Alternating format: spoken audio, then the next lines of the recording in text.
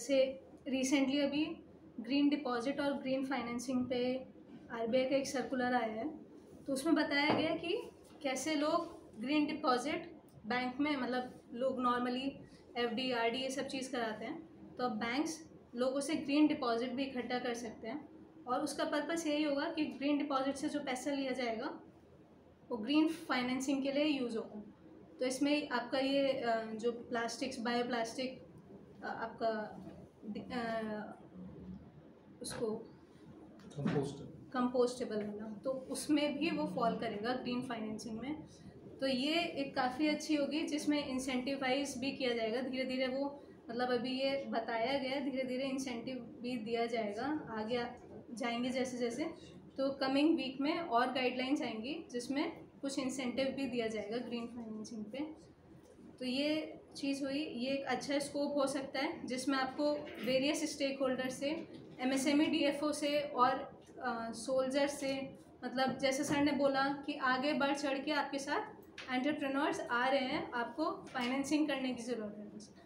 Sir DPR भी बना के दे रहे हैं आपको, प्रोजेक्ट रिपोर्ट बना के दे रहे हैं, तो आपको एक काफ़ी कंफर्टेबल सिचुएशन मिल रही है जिसमें आप चाहें तो अच्छा खासा अपने आप को बूस्टअप कर सकते हैं। और जैसे सर ने बताया कि लास्ट ईयर एमएसएमई का टारगेट डबल हुआ था, तो हमने उस टाइम अचीव किया उस टारगेट को, तो वो भी एक बहुत बड़ी बात है। क्योंकि suddenly all of a sudden आप एक्सपेक्ट करो 35,000 करोड़ से 70,000 करोड़ तक पहुंचना, तो वो एक सडन जंप हो गया था, बट सब बैंकर्स की मदद से वो अचीव किया गया।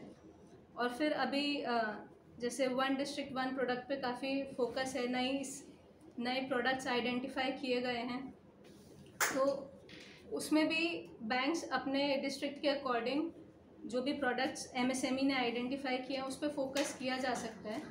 और रही बात कि क्लस्टर्स का एक काफ़ी अच्छा प्रोजेक्ट चल रहा है, तो अगर हम चाहें तो इसको एक क्लस्टर बना सकते हैं जो बायोडिग्रेडेबल वाला है, कंपोस्ट वाला, तो उसको एक क्लस्टर की तरह आइडेंटिफाई किया जा सकता है। अगर जैसे ट्रेनिंग्स के नंबर्स बढ़ते चले जाएंगे तो आगे पुश किया जाए, ये क्लस्टर एक बन सकता है, जिसके लिए बैंक्स को काफ़ी कंफर्टेबल सिचुएशन मिल जाती है। क्लस्टर बनते से फाइनेंसिंग में काफ़ी हो जाएगा उसका यूज़। और दूसरी चीज़, मैं एक चीज़ हाईलाइट करना चाहूँगी, जो अभी मीटिंग में, पिछली मीटिंग में बताया गया था कि मुजफ्फरपुर में जीविका दीदी कुछ प्लास्टिक वेस्ट से आर्ट क्राफ्ट बना रही हैं, जिसके लिए उनको प्रेसिडेंट से अवार्ड भी मिला गया है। तो वो एक चीज़ है जो अगर आप कुछ उसमें बताना चाहें वो क्या कर रहे हैं, वो सब चीज़ें हैं। तो वो पिछली एसएलबीसी मीटिंग में सर ये चर्चा हुई कि उसी दिन संजोग से पेपर में आया था, तो माननीय राष्ट्रपति ने उनको बुला करके, लेडी हैं जीविका दीदी हैं, वो प्लास्टिक वेस्ट से प्रोडक्ट बनाती हैं। That was appreciated at national level, और माननीय राष्ट्रपति जी ने उनको वहाँ पर बुला करके सम्मानित किया। तो कहने का मतलब, साक्षी जी ने जो ये इशू लाया, कहने का मतलब कि इनोवेटिव आइडियाज़ कहीं से भी आ सकते हैं, किसी के पास भी आ सकते हैं। हम लोगों को बैंकर के नाते उसका मार्केटेबिलिटी को भी देखना है। राइट। तो मतलब हम प्लास्टिक वेस्ट का सिर्फ मतलब लिमिट बहुत कम यूज़ नहीं है, बहुत सारे होराइजन्स हैं जो एक्सप्लोर करने भी बाकी हैं। जैसे एक एग्जांपल ये हो गया, तो अगर आप अपने एंड से देखें, थोड़ा सा बातचीत करें इधर उधर से कि लोगों के बीच क्या चल रहा है, वो सब चीज़ें हैं। और इनको भी बुलाया जा सकता है जो जीविका की दीदी हैं, उनसे समझा जा सकता है कि और कुछ अगर कर सकते हैं तो कुछ, अगर उनको और बेटर फाइनेंसिंग या कुछ फैसिलिटीज़ जो हम प्रोवाइड कर सकें, उनके साथ जुड़ सकें, तो ये काफ़ी एक अच्छा हो जाएगा। हो सकता है उनके पास कुछ और एवेन्यूज़ हो जो एक्सप्लोर किए जा सकें। सर एक सेकंड, साक्षी के बिहाफ पे बोलना चाहेंगे, शायद वो बोल नहीं पाए, क्योंकि SLBC represents the whole, RBI को भी, नाबार्ड को भी, इसलिए मैं थोड़ी साक्षी से लिबर्टी चाहूँगा कि एमएसएमई को एम्पावर्ड कमेटी एक है जिसका एसएलबीसी भी एक मेंबर है। आरडी सर की अध्यक्षता में एमएसएमई में डिफरेंट बैंकों में क्या हो रहा है उसका हम लोग रिव्यू भी करते हैं। इट इज़ क्वार्टरली रिव्यू, तो हम लोग वहाँ रिव्यू भी करते हैं। तो we can think of those lines also. इस बार आरडी सर उस मीटिंग में मुलाकात होगी तो हम उस पर बोलेंगे भी कि हम लोग वहाँ पर भी मॉनिटरिंग करते हैं। तो कहने का मतलब हम एश्योरेंस देना चाह रहे हैं बैंकों की तरफ से भी, एसएलबीसी की तरफ से, आरबीआई की तरफ से।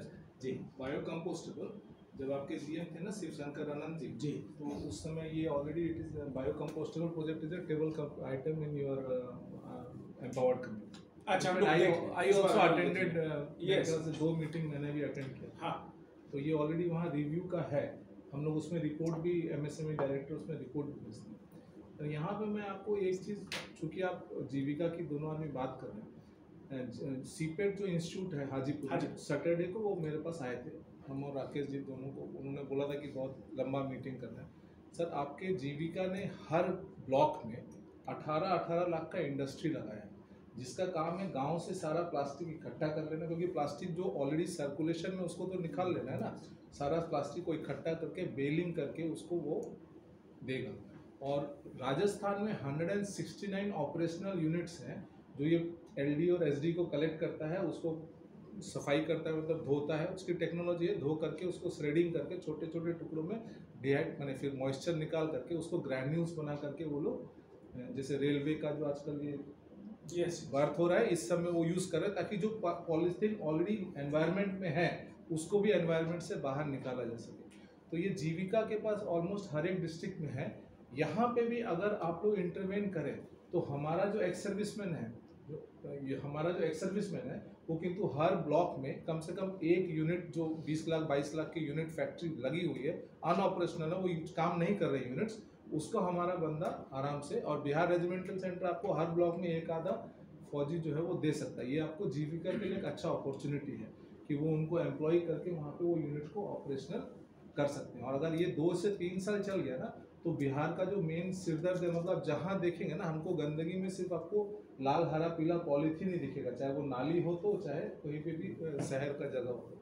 तो जीविका के लिए मेरा तरफ से एक सजेशन है कि आपके पास अब बहुत बड़ा मैन पावर है, आप लोग वहाँ डिस्कस कीजिए। इनफैक्ट मैंने सीपेट को ही बोला वो लोग भी जाएंगे, कोई राहुल कुमार जी नए उनके CEO हाँ, तो बोले ठीक है सर मैं जाके, मैंने उनको बोला क्योंकि अगर वो जीविका का वो यूनिट ऑपरेशनल हो जाएगा ना तो उसके फीडर से जो प्रोसेस यूनिट है जो ग्रैन्यूल्स बनाएगा, जैसे हमारे यहाँ भी ऑलरेडी 2 ग्रैन्यूल यूनिट लगे, एक सेंट्रल बैंक ऑफ फाइनेंस से PNB में अप्लाई किया हुआ, उसको भी रॉ मटेरियल मिल जाएगा जो वो आराम से ये काम कर सकते हैं। उसको भी आप लोग ध्यान में रखिएगा।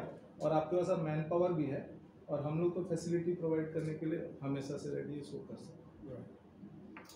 नहीं मैडम ने अच्छी बात बताई। ODOP पे हम लोगों ने बहुत सा प्रोडक्ट आइडेंटिफाई किया हुआ है, उसका DPR बना के हम लोगों ने भारत सरकार को भी भेजा है और उसमें बहुत सारे अलग अलग कंपोनेंट्स हम लोग को दिए गए ODOP में।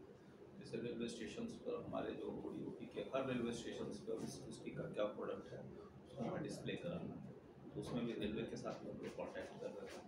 फिर रेलवे में कितने रैक लगेंगे ODOP के, उसमें भी MSME को सुविधा दी जाती है कि उसमें कम रेट पर उसको फ्राइट चार्ज दिया जा रहा है। तो ये बात सही है। एक चीज़ मैं ये जोड़ना चाहूँगा, क्योंकि प्लास्टिक वेस्टेज की बात हो रही है, तो मैं आज ही देख रहा था कि एक रोबोट शार्क जनरेट किया है लंदन में। ना वो इतना सिंपल चीज़ है but his work is very use. बस एक छोटा सा रेक्टेंगुलर सॉर्ट ऑफ बॉक्स है और वो बैटरी ऑपरेटेड है और वो सेल्फ प्रोपिगेट करता है और बढ़ता रहता है और अपने आप जहाँ प्लास्टिक्स या नॉन मेटलिक प्रोडक्ट है उसकी तरफ वो चला जाता है और उसको खींच के अपने अंदर में रख देता है। तो जो मैनुअली या कन्वेंशनली जो सफाई होती है उसे 10 टाइम्स ज़्यादा सफाई करता है और बहुत कम समय में सफाई करता है और बहुत कम पैसे में करता है। तो ये रोबोटिक सॉर्ट ऑफ थिंग्स जो हम लोग यहाँ पर सोच रहे हैं इनोवेटिव आइडियाज़ पे, उस तरह के यहाँ की बात की जा सकती है। क्योंकि एरिया वाइज तो मेरा लंदन से बहुत बड़ा एरिया है, ब्रिटेन से बहुत बड़ा एरिया है और उसमें हमारे साफ़ करने की दायरा बहुत ज़्यादा है। गंगा बहुत साफ होते होते भी आप जाके देख लीजिए गंगा में, it is very difficult to take a bath. तो फिर भी हम लोग इस पोजीशन में अभी हैं कि हम लोग उसमें सोच सकते हैं जाने के लिए। तो रोबोटिक सार्क के बारे में हम लोग फिर कभी बात करेंगे। तो मैडम बहुत बहुत धन्यवाद आपका कि आपने बताया और उससे बात करेंगे हम लोग जीविका से और उसको कैसे हम लोग फिर स्ट्रीमलाइन ऑन द बोर्ड कर सकते हैं उसके बारे में बात करेंगे। और हमारे बीच में अभी सेंट्रल बैंक ऑफ इंडिया के CM साहब हैं, तो मैं इनसे भी अनुरोध करता हूँ कि भाई 2 बातें बताएं हम लोगों को, हमारे एंटरप्रेन्योर्स को, हमारे डिफेंस पर्सनल को, क्या how you can contribute to them. Respected Dr. Sir, Arun Saran Sir, and respected AGM Sirs and my colleagues. Central bank से मैं आज यहाँ हूँ।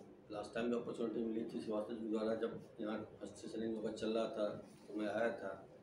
ये बहुत अच्छा इनिशिएटिव इन्होंने स्टार्ट किया है। आज हर जगह ग्रीन बैंकिंग की बात चल रही है, गो ग्रीन की बात चल रही है, और day by day environment friendly हम लोग सभी लोग होते जा रहे हैं। आज हर चीज़ में देखा जा रहा है, सभी लोगों ने बताया कि हर चीज़ में देखा जा रहा है कि कितना वो क्लीन है, कितना एनवायरमेंट फ्रेंडली है।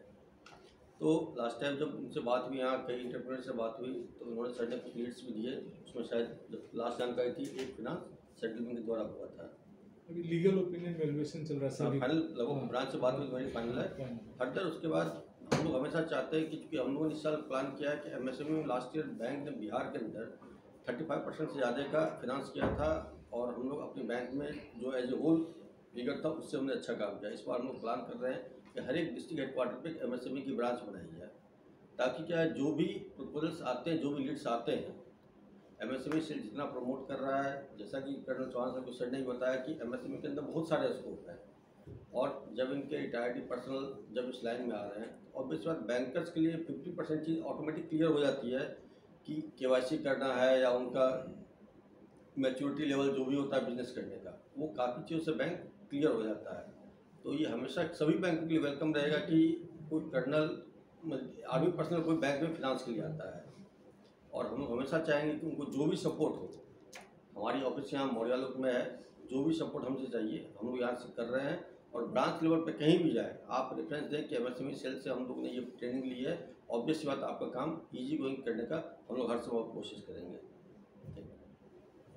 चलिए, धन्यवाद। हमारे बीच में मैं बुलाया था केवीआईसी के डायरेक्टर साहब को, बट हाँ, वो ईद के बाद लगता है आने पाए। हाँ, नहीं, वो ईद के चलते नहीं आ पाए, और वो हमको फ़ोन किए थे कि मैं नहीं आ पा रहा हूँ। तो वो हमारे सिस्टर कंसर्न है हमारे मंत्रालय के, तो उस संदर्भ में तो जो बातें होंगी हम लोग उनको और लोगों को सर उसमें बात है वो क्या कि फिनेंशियल ईयर चेंज हो गया है। मार्च के पहले फिनेंशियल ईयर दूसरा था, मार्च के बाद फिनेंशियल ईयर दूसरा है। तो जैसे ये इनका डिसबर्समेंट है, तो ब्रांच मैनेजर ने बोला कि आप एक बार केवीआईसी जाके पूछ लीजिए कि मेरे को सब्सिडी में कोई दिक्कत तो नहीं होगा। तो खैर हमारा जो चार्टर्ड अकाउंटेंट है वो सबका फ्री ऑफ कॉस्ट पूरा प्रोजेक्ट रिपोर्ट दोबारा से चेंज कर दे रहा है, और एक्स सर्विसमैन में भी 4 कैंडिडेट है। तो मेरा ये रिक्वेस्ट है कि जैसे मुझे नहीं पता था कि वो नहीं, अगर कल नहीं बोलिए ना, नहीं मैं हूँ ना, नहीं, एक दिन ऑनलाइन सब लोग को यहीं पे बिठा करके, जैसा लास्ट टाइम डिस्कशन किया था, क्योंकि पुराने भी 18-20-22 कैंडिडेट्स हैं और अभी भी 4-6, तो एक दिन यहीं पे सबको बिठा करके सबका सब्सिडी दोबारा से अप्लाई करके रिस्पेक्टिव ब्रांचेस को भेज दिया जाए।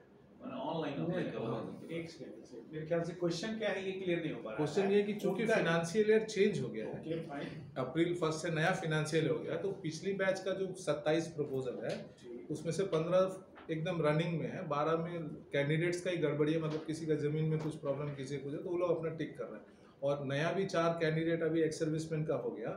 तो एक साथ बिठा करके केवीआईसी सब्सिडी क्वेश्चन पूछना चाह रहे हैं आपसे। 14 जो आप कह रहे हैं running, what does that mean? उनके सैंक्शन हो गए हैं लोग? नहीं, बैंक में है प्रपोजल, सैंक्शन हुए हैं या अभी तक प्रपोजल नहीं, अभी 2 का सैंक्शन हुआ है, सैंक्शन नहीं हो तो गया। हम क्लेरिफाई कर दें, केवीआईसी चूंकि नहीं है, केवीआईसी चूंकि सभी हम एसएलबीसी के बिहाफ पे समझिए पूरे को रिप्रेजेंट कर रहे हैं, उनके बिहाफ पे हम बता देते हैं, you can confirm from KVIC also. KVIC has clarified कई बैंकों के क्लैरिफिकेशन, चूंकि बैंकों के क्वेश्चंस हमारे पास गिरते हैं, फिर हम लोग केवीआईसी से उनको क्वेश्चन करते हैं, भैया इसका क्या हो। केवीआईसी हैज क्लैरिफाइड कि इस साल जितने भी लोन होंगे, सैंक्शन होंगे, भले वो लास्ट ईयर आए हों, लेकिन अगर डिसबर्सल इस साल हो रहा है तो उनको सब्सिडी में कोई दिक्कत नहीं। फॉर्मेलिटीज में कोई कमी नहीं आई है। आपको ऑनलाइन ट्रेनिंग करनी हो ऑनलाइन ट्रेनिंग करिए, आरसीटी से ट्रेनिंग करनी हो आरसीटी करिए, या इवन केवीआईसी भी कई जिलों में अपना ग्रुप बना के ट्रेनिंग करा रही है। That is the requirement of getting subsidy, वो आपको करने ही होंगे। लेकिन अगर इस साल कोई डिसबर्सल हो रहा है तो रेस्ट एश्योर्ड, मैं केवीआईसी की तरफ से आपको ऑथोरिटेटिवली बता रहा हूँ कि उनको सब्सिडी में कोई दिक्कत नहीं। सब्सिडी जो है वो लिंक का डिस्बर्समेंट, बिल्कुल सब्सिडी का लिंक है डिसबर्सल से, कि पहला डिसबर्सल जो है वो सब्सिडी अमाउंट से ज्यादा होना चाहिए, तभी आपको वो डिसबर्सल, दैट इज वो सभी के लिए डिसबर्समेंट सब्सिडी अमाउंट से ज्यादा होना चाहिए। यस, तभी उनको मिलेगा। सब्सिडी अमाउंट ग्रुप में सबको सर्कुलेट कर देना है। पहला disbursal must be greater than the subsidy amount, margin money जो उनको मिलने हैं, तभी उनको मार्जिन मनी के लिए क्लेम कर सकते हैं वो बैंक। ठीक है, मार्जिन मनी तो बैंकों को क्लेम करना है ना, कस्टमर को थोड़े नहीं करना है, लेकिन जो उनके रिक्वायरमेंट है वो यही है। ठीक। तो ये हमारा डाउट था।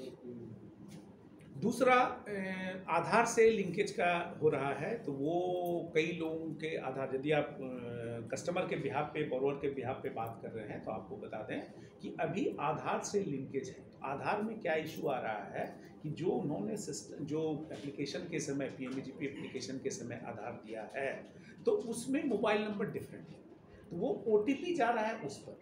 तो इसमें KVIC को भी ऑथराइज किया गया है कि वो बल्क में ऐसे चेंजेस कर सके।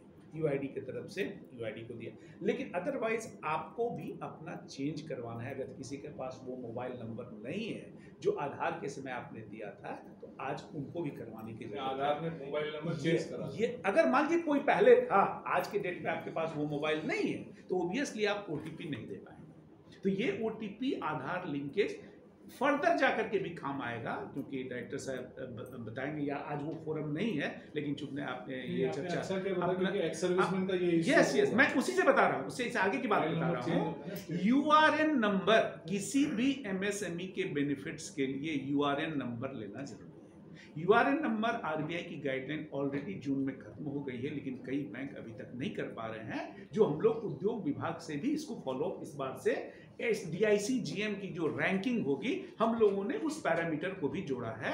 URN इतने पेंडिंग थे, आपने कितनों में आधार, मतलब URN का नंबर करा, URN आधार से जुड़ा हुआ है, इसलिए URN number further going down the line, URN number आपके पास होगा, तभी आपको MSME के जितने बेनिफिट्स हैं वो मिल पाएंगे।